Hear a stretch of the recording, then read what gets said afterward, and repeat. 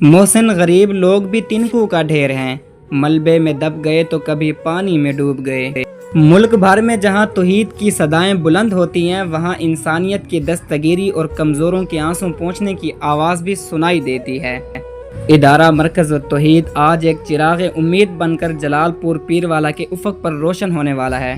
استاد محترم کے حکم سے معاونین و محسنین اور سیلاب زدگان کے لیے خصوصی پیغام بھی نشر کیا، اور استاد محترم نے چند گزارشات بھی خود پیش کی۔ بہت بڑا میدان ہے جہاں پر یہ عمل کرنا اس دور کے اندر میں کہتا ہوں سب سے مشکل ترین کام ہے، اور عمل سے زندگی بنتی ہے، جنت بھی جہنم بھی۔ یہ خاکی اپنی فطرت میں نہ نوری ہے نہ ناری ہے۔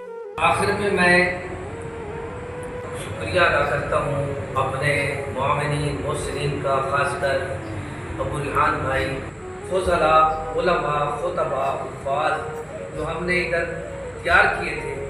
جس طرح جوجانا ہمارا عزیز مرکز توحید کا فیض یافتہ ہے اور اس کے ساتھ وہ خاص بچہ ہے۔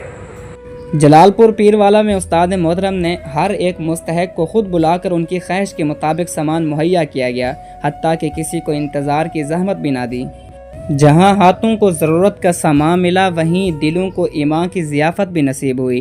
گویا جسم کو رزق کا سہارا اور روح کو دعوت دین کے چراغ سے منور کیا گیا۔ بوجہ سیلاب غم عزم جوانی لے گیا، آنکھ میں جو خواب تھے نمکین پانی لے گیا۔